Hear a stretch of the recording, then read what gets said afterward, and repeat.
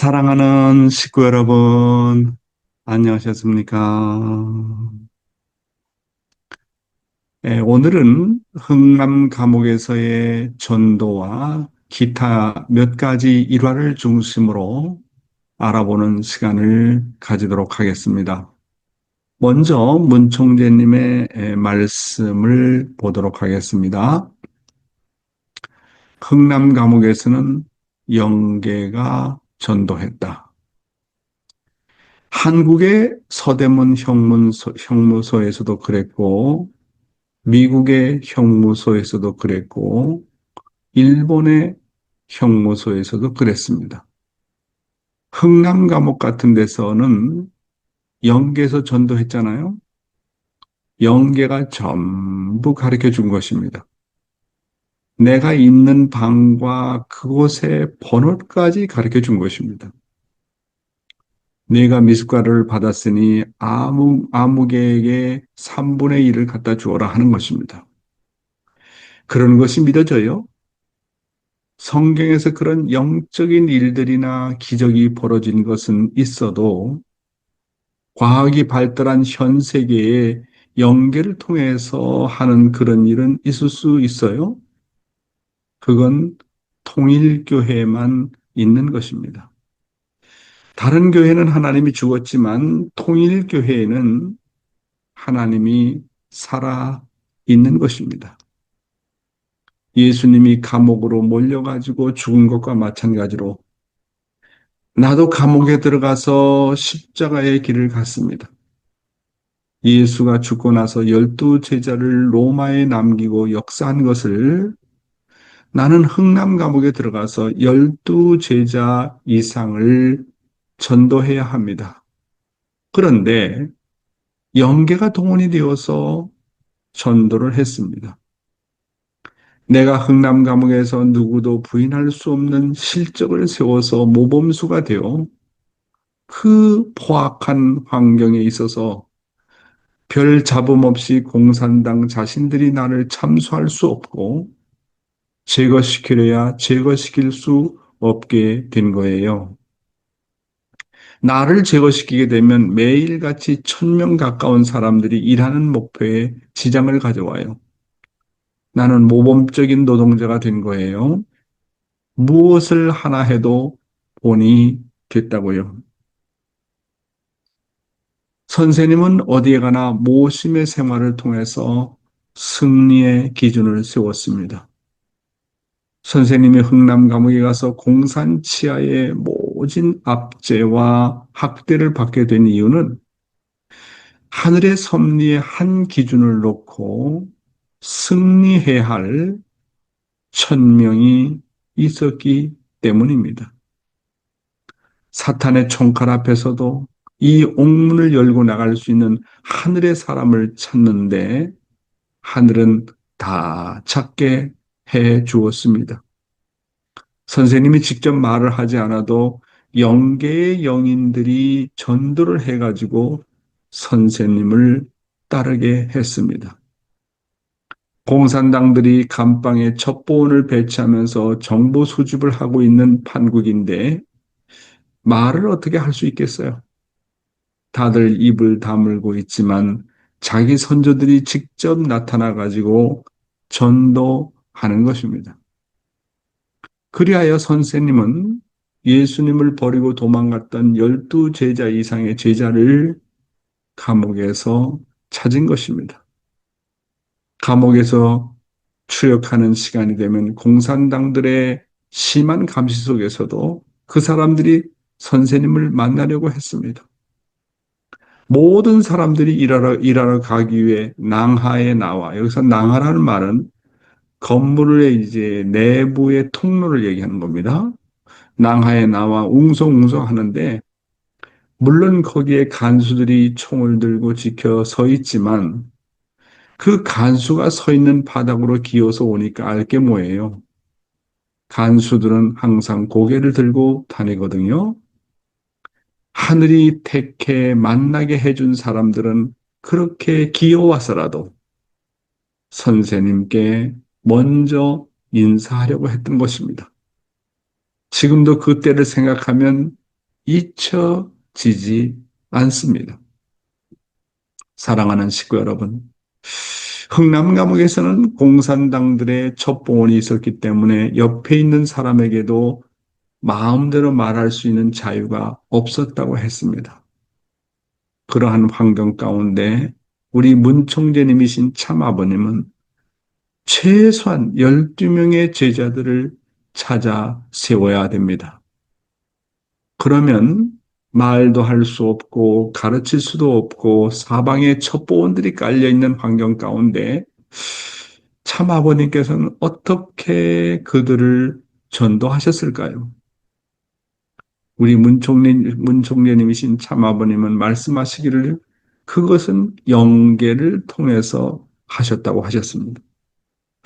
그렇다면 문제는 뭐냐면 어떻게 영계를 움직이느냐고 하는 것입니다. 그것은 영계를 감동시키는 일 외에는 없습니다. 여기에 참 아버님의 전도의 비밀이 다 나와 있습니다. 우리도 이 전도 방법을 활용해야 됩니다. 왜냐하면 영계는 지상 사람으로 하여금 감동받을 때만이 움직이고 협조하기 때문에 그렇습니다. 참 아버님께서 영계를 감동시킨 것은 첫째로 자기 자신에게 주어진 일은 하나님의 뜻이다 이렇게 생각하시고 전심전력을 다하셨다는 겁니다.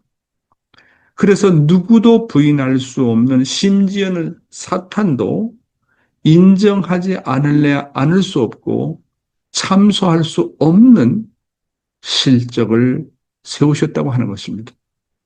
그런 면에서 볼 때 사탄도 실력과 사랑의 실적 앞에서는 꼼짝 못한다는 결론이 아니겠습니까? 그래서 문 총재님은 노동자들 가운데 제일 모범수가 되셨습니다. 두 번째 영계가 함께 할 수밖에 없었던 이유는 주위에 있는 수감자들을 하나님처럼 섬기고 그들의 무거운 짐과 십자가를 짊어지시고 덜어주는 일을 하셨다고 하는 겁니다. 정말 그들을 사랑하셨습니다. 그들과 뗄래야 뗄 수 없는 심정의 인연을 맺으셨습니다. 그래서 결국 문 총재님은 수감자들로부터 옥중에서 살아있는 성자라는 칭호까지 받았습니다.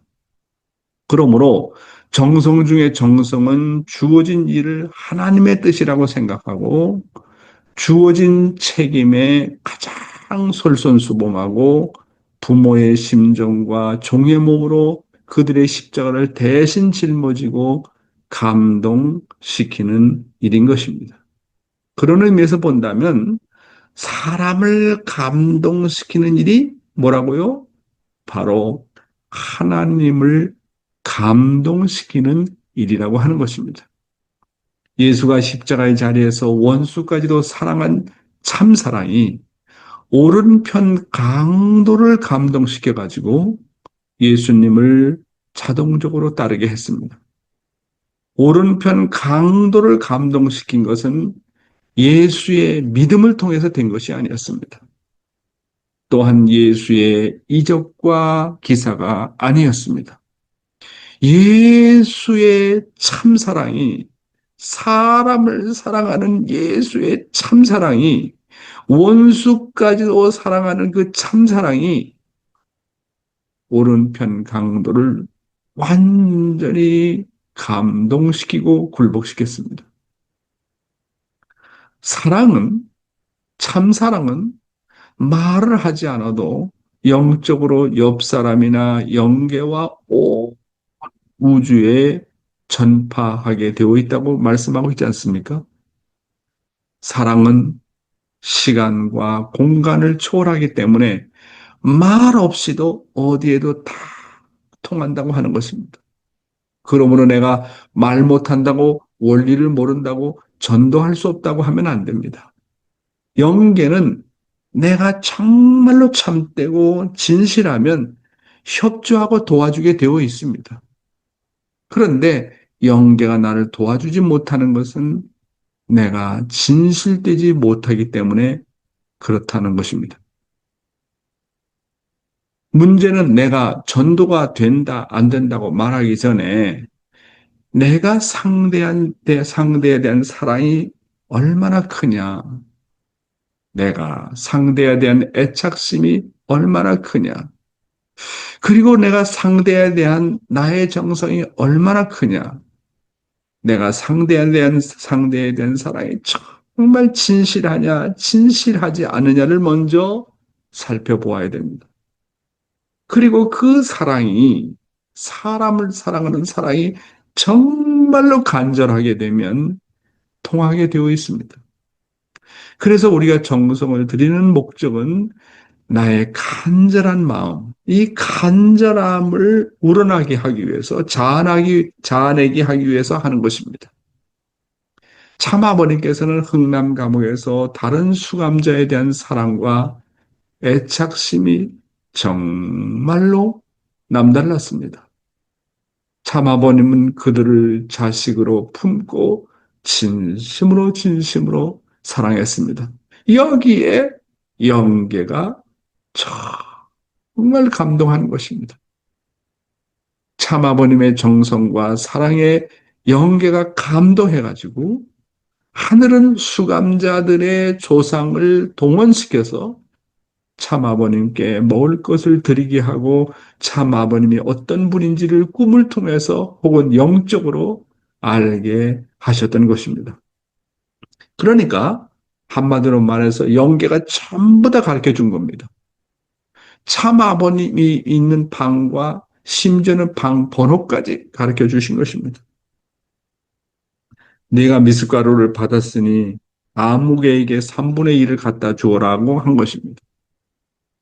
성경에서 그런 영적인 일들이나 기적이 벌어진 것은 있어도 과학이 발달한 현 세계에서 영계를 통해서 하는 그런 일이 나타나는 것은 좀처럼 없었습니다. 그러나 과학이 발달한 현 세계에도 하나님은 분명히 존재하는 것입니다. 하나님은 과거나 현재나 역사를 초월해서 언제나 살아서 역사하시는 분이십니다. 참 아버님께서 말씀하시기를 그건 통일교회만 있는 것이다. 다른 교회에서는 하나님이 죽었지만 통일교회에서는 하나님이 살아있는 것입니다라고 말씀하셨습니다. 사랑하는 식구 여러분, 현 시대의 전도가 아무리 어려워도 나의 정성과 심정과 사랑의 레벨에 따라 영계가 감동해서 결국 영계가 전도를 해준다는 것을 믿으시기 바랍니다. 그래서 우리 식구들도 이 세대에 하나님께서 살아서 역사하심을 보여주는 우리들이 되지 않으면 안 되겠다고 말씀드릴 수 있겠습니다. 다들 안 된다고 하지만 우리는 된다는 것을 보여줘야 됩니다. 하나님이 우리와 더불어 역사심을 보여줘야 됩니다. 우리의 정성이 하늘을 감동시켜서 새로운 식구들이 우리 교회에 몰려오는 역사를 만들어야 되겠다고 하는 것입니다. 다들 안 된다고 하는데 우리 교회는 정말 된다. 하나님이 정말 살아서 역사하신다는 것을 보여줘야 됩니다. 아주입니까? 아주? 예, 다음 내용을 보겠습니다. 흥남 감옥에 들어가기 전에 나와 인연되었던 사람들은 모두 선생님과 같이 생사고락을 같이 하겠다는 사람들이었습니다. 내가 그들을 믿고 그들을 위해서 감옥에 갈 것을 각오하고 일했었습니다. 그래서 그들을 위해 정성 들이고 있는 힘을 다하고 동지 중에 동지라고 하고 믿을 사람이라고 생각하고 내가 나오면 남아질 줄 알았는데 다들 도망가는가 하면 나를 떠나서 모두 나를 저주하는 패들이 되었어요. 그때 선생님의 심정이 얼마나 기가 막혔는가를 생각해 보라고요. 그렇게 흥남에서 감옥살이를 했다 이거예요. 위에 타이틀을 보니까 흥남 감옥에 들어가기 전 선생님을 따르던 식구들이 다들 마음이 변하고 떠났다. 내가 북한에 있으면서 흥남 감옥에 갈 때 그때에도 통일교회 교인들이 있었습니다. 나를 따르는 식구들이 있었다고요? 쇠고랑을 차고 5년 이후에 만나자고 다시 인사하고 떠났는데 그 후 3년도 못 가서 다들 마음이 변하고 떠났더라고요. 그래가지고 레브론 문이 불쌍하니까 하늘이 감옥에서 전도해 준 것입니다.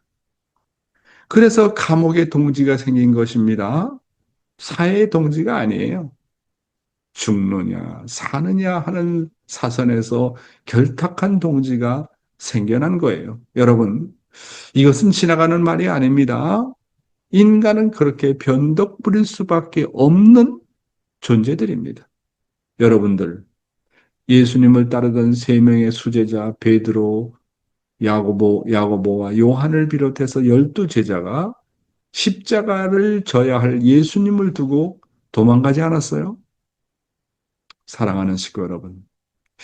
예수가 십자가에 못 박혀 죽을 때 모든 제자들이 다 도망갔습니다.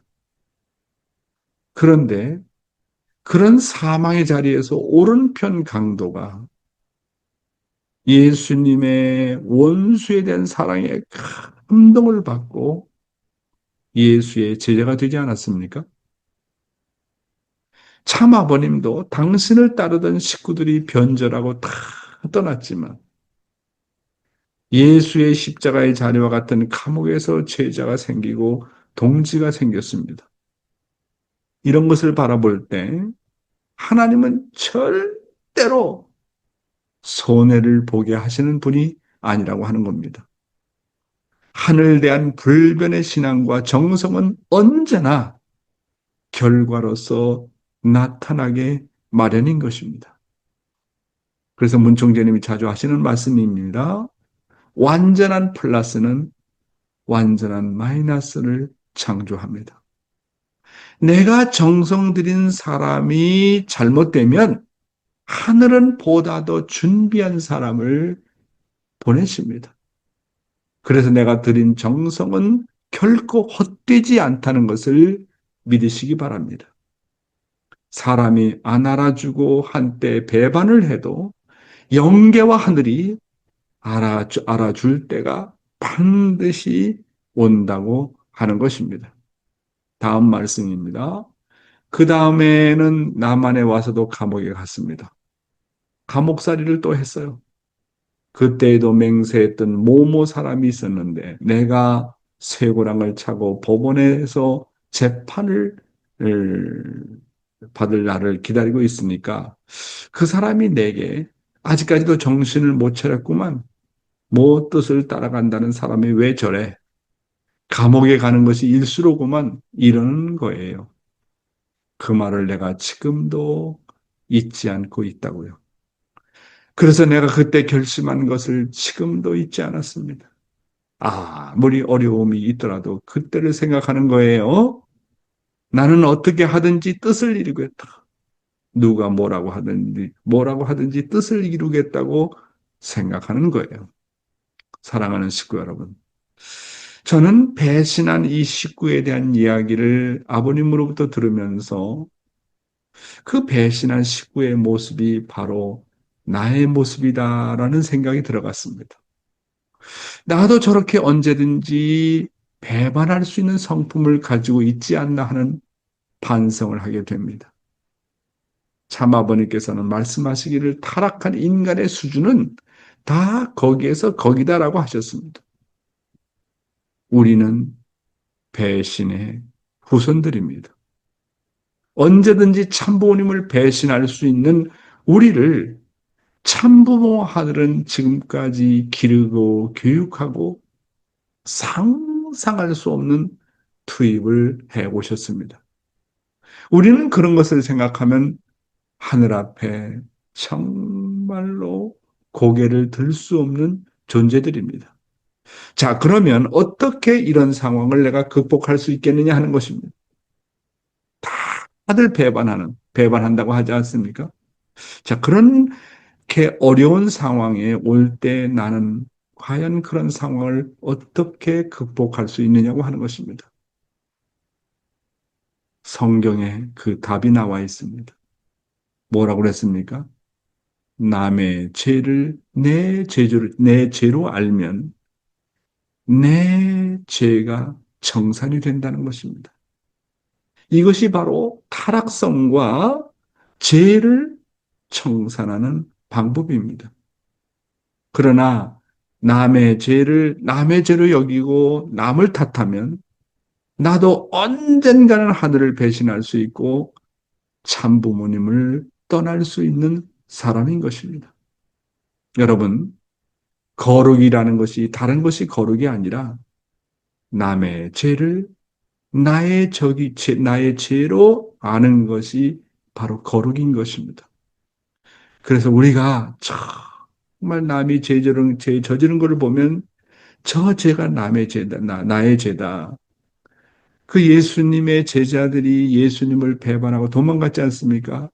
나의 모습이 참 그렇다고 생각하고 그들을 대신해서 눈물을 흘리고 회개하는 모습이 될 때 내가 바로 그 어려운 상황을 극복하는 것과 더불어서 남의 죄를 내 죄로 여기게 되면 내 죄가 청산이 된다는 것입니다. 그러니까 내 죄를 청산하는 방법은 남의 죄를 나의 죄로 여기는 겁니다.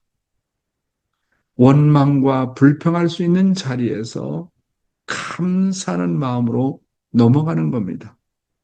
이것이 바로 타락성과 죄를 청산하는 방법이다라고 하는 것입니다.